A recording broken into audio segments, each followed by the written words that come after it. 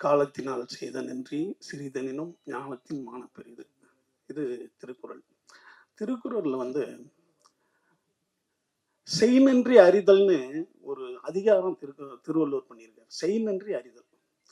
இந்த நன்றி சொல்ற விஷயம் வந்து நான் நிறைய இடத்துல சொல்லியிருக்கேன். நான் யாருக்கு நன்றி உணர்வு அதிகமா இருக்கோ அவன் எல்லா துறையிலையும் சிறந்தவனா இருப்பான். அவன் மிகச்சிறந்த ஒரு பண்பாளனா இருப்பான். நன்றி உணர்வு தான் நம்ம கிட்ட இருக்கிற எல்லா பண்புகளுக்கும் தாயானது. இத சினிமாவில் யார் ஆரம்பிச்சு வச்சாங்கன்னு தெரியல. இந்த மாதிரி நன்றி சொல்றத அது ஏதோ ஒரு முதல் படம் இருக்கும், அவங்களுக்கு காலம்பூரா நம்ம நன்றி சொல்லிட்டு இருக்கணும். ஏன்னா இப்படி ஒரு விஷயத்தை ஆரம்பிச்சு வைக்கிறாங்க பாருங்க புதுசா, அவங்களுக்கு நன்றி. ஏன்னா இந்த மாதிரியான ஒரு சிறந்த ஒரு படத்தை நீங்க எழுதி, ஏன்னா உங்களுக்கு உங்க ஷோ போடும் போதே நெல்சனை சுத்திக்கிட்டீங்க, எல்லாம் சுத்தி ரொம்ப நல்லா இருக்குன்னு சொன்னீங்க. அதோடு இல்லாமல் அதை வந்து எழுதுனீங்க, அதை நிறைய இன்ட்ரெஸ்ட்ல சொன்னீங்க. அதனால தான் இந்த டிஎன்ஏ அவ்வளோ பெரிய வெற்றி அடைஞ்சிருக்கு.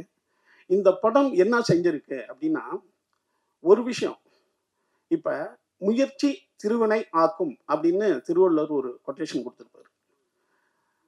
நான் வீழ்வேன் என்று நினைத்தாயோ அப்படின்னு பாரதியார் சொல்லியிருப்பாரு. தீதும் நன்றும் பிறர் தரவாரா அப்படின்ட்டு கணியன் பூங்குன்றன் சொல்லியிருப்பாரு. இப்படி ஒவ்வொரு விஷயங்கள் ஒரு கொட்டேஷனை தந்திருப்போம். இதுல பாருங்க, பாக்யராஜ் சார் வந்து அவருடைய முந்தான முடிச்சல முருங்கைக்கான்னு ஒரு ஐட்டத்தை இறக்கிட்டு போயிட்டாரு. இப்போ முருங்கைக்காய் எடுத்துக்கிட்டு போவாங்க, கூச்சப்படுவாங்க. அப்ப ஒரு வீட்டுக்கு வாங்கிட்டு போற குடும்ப தலைவன்.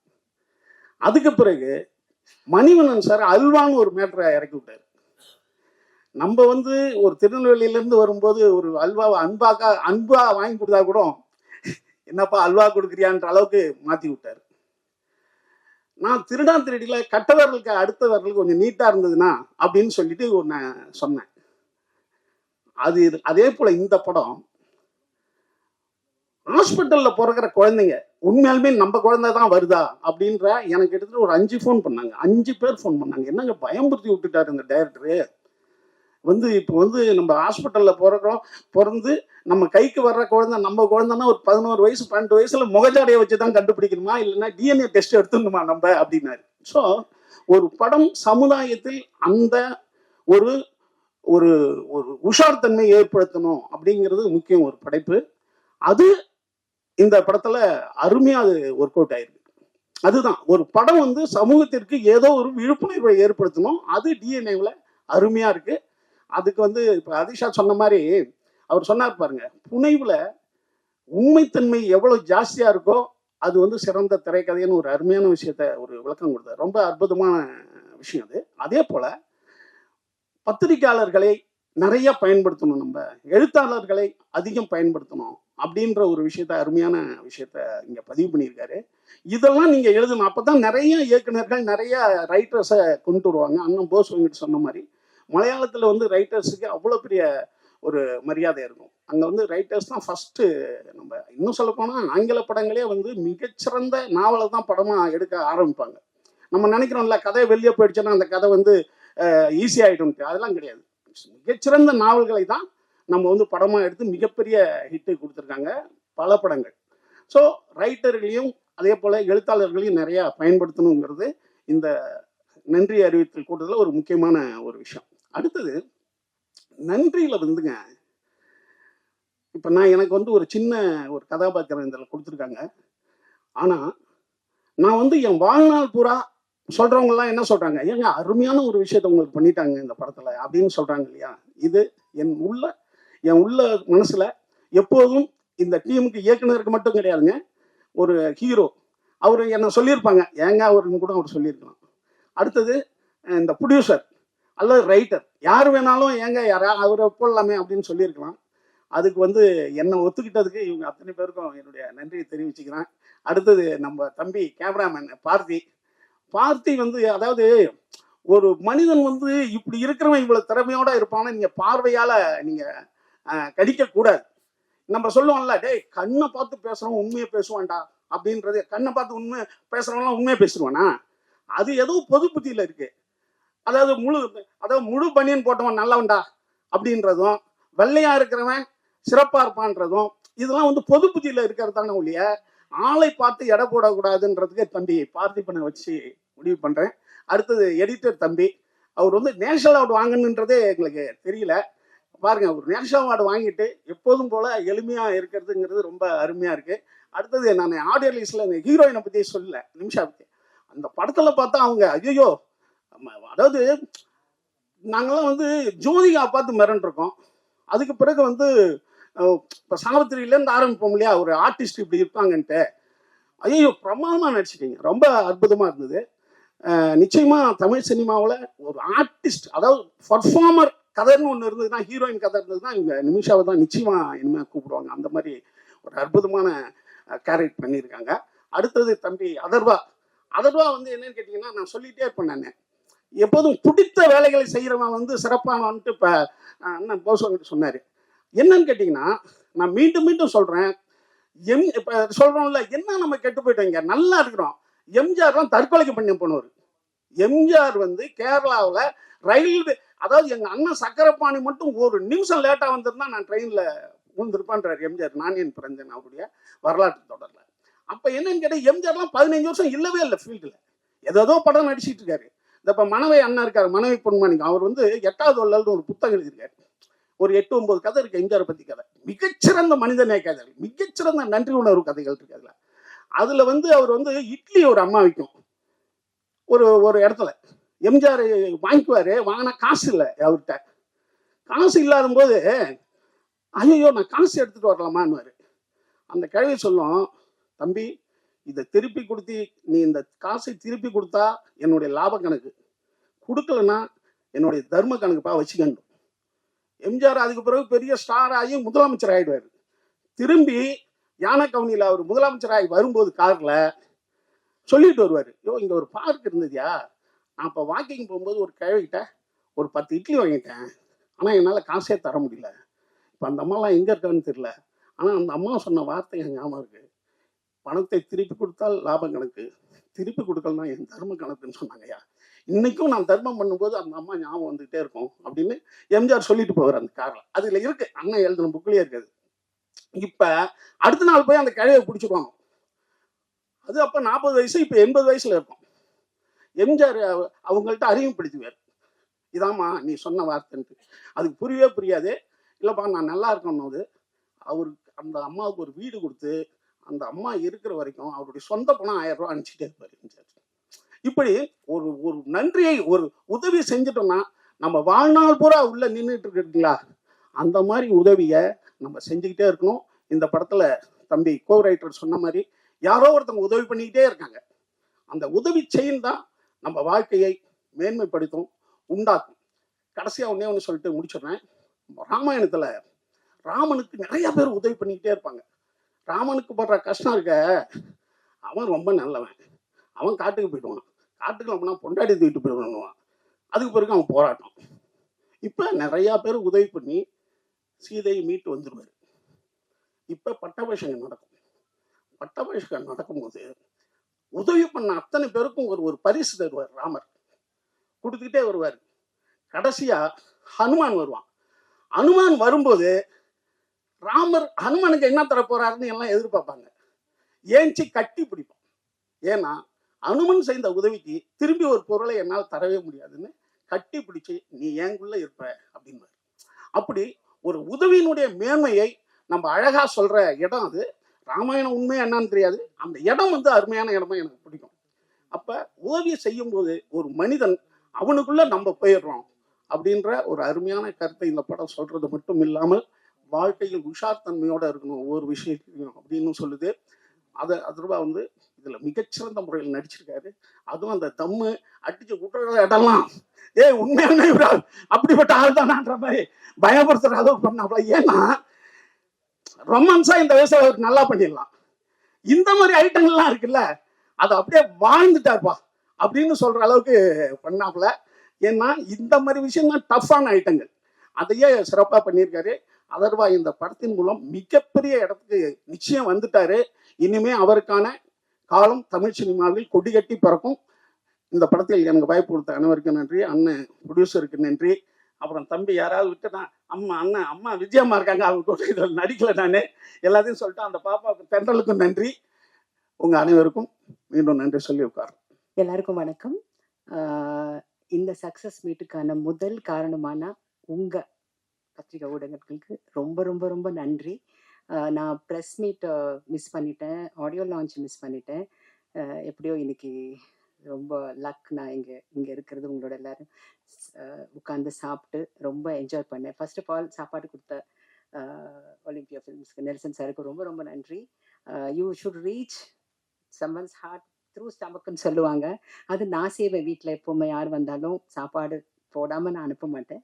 அது எனக்குள்ளே இருக்கிற ஒன்று. அது இங்கே ஃபஸ்ட் டைம் என்னோட லைஃப்லேயே வந்து நான் உட்காந்து எல்லாரோடையும் சாப்பிட்டு என்ஜாய் பண்ணுது. டிஎன்ஏ ஃபிலிம் இவ்வளோ சக்ஸஸ் ஆனது ரொம்ப சந்தோஷமாக இருக்குது. என்னோட இதுக்கு முன்னாடி ஒரு வாரத்துக்கு ஐ மீன் 1 மந்த்துக்குள்ளே ரிலீஸ் ஆன மாமன் நெக்ஸ்ட் ஹிட் இஸ் திஸ். ரொம்ப ரொம்ப ரொம்ப நான் ஃப்ளையிங் மோடில் இருக்கேன். Thank you so much Nelson sir for taking me in this role. ஒத்த காலில் இவர் தான் நின்று ஸ்ட்ரைக் பண்ணி நான் நடிக்கணும்னு சொல்லிட்டு அவர் சொன்னது ரொம்ப ரொம்ப நன்றி. அதர்வா யூஆர் ராக்கிங் அண்ட் அவ்வளவு ஃப்ரெஷ்ஷாக அவ்வளவு நல்லா இன்டென்ஸ் பர்ஃபார்மன்ஸ் கொடுக்க முடியும்னா அது உங்களால் தான் முடியும். Nimisha you are amazing. ஒரு சில முகங்கள் வந்து நின்னாலே போதும், அவங்க நடிக்கவே வேண்டாம், அப்படி ஒரு இன்டென்ஸ் ஃபேஸஸ் சில பேர் இருக்காங்க. அதில் you are one. You are wonderful performer. And அந்த கீ ரோல் பண்ணின Thendral, yeah you did so good the dual role. And அருமையான எழுத்துக்களோட, அருமையான விஷுவல்ஸோட, அருமையான ட்ரீட்மெண்ட்டோட, அருமையாக எக்ஸிக்யூட் பண்ணினா என்னோட இயக்குனருக்கு நான் ரொம்ப ரொம்ப நன்றி சொல்லணும். Thank you so much Bose sir. உங்களோட நான் காம்பினேஷனில் நான் நடிக்கவே இல்லை. I think we did one film இல்லை டீசல். ஆமாம், ஒரே ஒரு ஷார்ட், அது டீசல் தான். ஒரே ஒரு ஸ்மால் சீனில் பண்ணோம். பட் அது பத்தலை எனக்கு. I need to work more with more powerful faces. Thank you so much. And நன்றி நன்றி நன்றி நன்றி தவிர வேற எதுவும் இல்லை சொல்றதுக்கு. Thank you so much. இன்னைக்கு டிஎன்ஏ வந்துட்டு ஒரு பெருசா வெளியில வந்து நிக்குது. அதுக்கு எல்லாத்துக்கும் காரணம் நீங்க தான். இதே உங்களை வச்சு ஒரு பிரம்மாண்ட ஒரு ஆடியோ ரிலீஸா இருக்கட்டும், நியூஸ் கிரியேட் பண்றதா இருக்கட்டும், அது என்ன பண்ணாலும் உங்ககிட்ட ஒரு நியாயம் இருக்குல்ல, இந்த படம் நல்ல படம் அப்படின்ட்டு. அந்த நியாயம் ஜெயிச்சிருக்கு. அதுக்கு முதல்ல நன்றி. ஒரு ஒரு விமர்சனம் நம்ம காதுல கேட்போம், அந்த படம் நல்லா இல்லைன்றது கூட வரும். ஒரு சாராருக்கு பிடிக்கலாம், ஒரு சாராருக்கு பிடிக்காம போயிடலாம். ஆனா நல்லாவே தெரியும் அந்த அந்த அந்த படம் அதுக்கு ஒர்த்தா இல்லையா அப்படின்ற ஒரு குழப்பம் இருக்கும். அந்த மாதிரி குழப்பத்துல ஆடியன்ஸ் இருக்கும்போது அவங்களை தெளிவுபடுத்தக்கூடிய ஒரு ஒரு ஒரு ஒரு ஆயுதமா யார் இருக்கிறாங்கன்னா பிரசன்ட் மீடியா. அந்த ஆயுதத்தினாலதான் இன்னைக்கு இந்த தேங்க்ஸ் கிவிங் மீட்டே நடக்குது. திரும்ப திரும்ப உங்களுக்கு நன்றி. என்ன நடிக்க வச்சதுக்கு ப்ரொடியூசருக்கு, என் தம்பி டைரக்டருக்கு, நிச்சயமா ஒரு அசிஸ்டன்ட் தான் சொல்லியிருப்பானே, இது போசனை பண்ணா நல்லா இருக்கும்னே. ஜெயராமன் வெங்கடேசனுக்கும் நெல்சன் வெங்கடேசனுக்கும் உள்ள உறவு நினைக்கிறாரு. ஸோ அதனால கிடைச்சிருக்கு, அதுக்கு நன்றி. அப்புறம் கோ ரைட்டர் அதிஷா சார் பேசினாரு. நிமிஷா இருக்காங்க, அவங்களுக்கு தான் தெரியும், கரெக்டா புரியும்னு நினைக்கிறேன். கேரளால வந்துட்டு ஒரு 5 கேரவன் நின்றுச்சுன்னா அதுல ரைட்டர்ஸ்க்கு ஒரு கேரவன் இருக்கும். ரைட்? அவ்வளவு பெரிய மரியாதை இருக்காங்க ரைட்டர்ஸ்க்கு. கேரளால ஓகே வரேன். கேரளால பெரிய மரியாதை வந்து திரைக்கதை ஆசிரியருக்கு கொடுப்பாங்க. அதாவது முதல்ல திரைக்கதை ஆசிரியர்கள் கதையாசிரியர்கள் கதையை ரெடி பண்ணிட்டு அதுக்கப்புறம் தான் அது இயக்குனர்கிட்ட வந்து அதுக்கப்புறம் ஒரு கம்பெனிக்கு போய் அப்படிதான் வரும். அந்த வகையில ஒரு திரைக்கதை ஆசிரியரை மேடை ஏற்றி அவருக்கு மரியாதை செலுத்தின நெல்சனுக்கு இந்த நேரத்தில் நான் நன்றி தெரிவிச்சுக்கிறேன். ஏன்னா அந்த அந்த கைண்ட் ஆஃப் சினிமா வந்து ரொம்ப ஆரோக்கியமா இருக்கும். ஏன்னா பாரதிராஜா சார் வந்து always with Annagiri Selvaraj sir, இந்த மாதிரி ரத்னகுமார் சார் அவங்களோட பயணிக்கும் போது அந்த திரைப்படங்கள்ல ஒரு பயங்கரமான மீனிங் இருக்கும். டைரக்டருங்கிற ஒரு பியூர் டெக்னீஷியன், கிரியேட்டர்ஸ் கம் டெக்னீஷியனா இருக்கிறதுங்கிறது ஒரு தனி டேலண்ட். பட் கிரியேட்டர் இஸ் என்னை பொறுத்த வரைக்கும் ஒரு எழுத்தாளர், வசனகர்த்தாங்கிறவங்க வந்து ஒரு தனி செக்டார். அந்த செக்டார் ஸ்ட்ராங்கா இருந்ததுன்னா திரைப்படம் தோற்கிறதுக்கு வாய்ப்பு ரொம்ப கம்மியா இருக்கும் அப்படிங்கிறது என்னுடைய கருத்து. நான் பல இடங்கள் அதை விவாதமா வச்சிருக்கேன். அந்த வகையில ஒரு ரைட்டரை மேடை ஏற்றி பேச வச்சதுக்கு இந்த நேரத்துல அதே தேங்க்ஸ் மீட்ல ஒரு நன்றியை தெரிவிச்சுக்கிறேன். அதே மாதிரி எங்கூட நடிச்ச கோ ஆர்டிஸ்ட் எல்லாருக்கும் என்னுடைய நன்றியை தெரிவிச்சுக்கிறேன். கேமராமேன் பார்த்திபன் சார், எல்லாருக்கும் நன்றி. அம்பேத்குமார் சார் என்னுடைய சிறந்த நண்பர். அவருக்கும் இந்த நேரத்தில் நன்றியை தெரிவிச்சுக்கிறேன். ஆஹ் ஒரு ஒரு திரைப்படம் சமீபத்தில் ஒரு தியேட்டரில் ரிலீஸ் ஆகிட்டு உடனே நம்ம ஃபோன் பண்ணுவோம். நெல்சனுக்கு ஃபோன் பண்ணும்போது ஒரு இயக்குனருடைய அந்த பிரசவ வழி, என்ன நெல்சன் எப்படி இருக்கீங்க அப்படின்னா, இல்லைண்ணே என்ன பண்ணுறதுன்னு தெரில, என்ன நடக்குதுன்னு தெரில, ஒரு ஈவினிங் வரைக்கும் ஒரு தொண்டைக்கு நெஞ்சுக்கு ஒரு உருண்டை ஓடிக்கிட்டே இருக்குது, அதெல்லாம் எப்போ சரியாகும்னு எனக்கு தெரியலை அப்படின்னு சொல்லும்போது நான் சொன்னேன், இல்லை நேற்று ப்ரெஸ் மீட்டில் படம் பார்த்தவங்க எனக்கு நிறைய பேர் ஃபோன் பண்ணிட்டாங்க.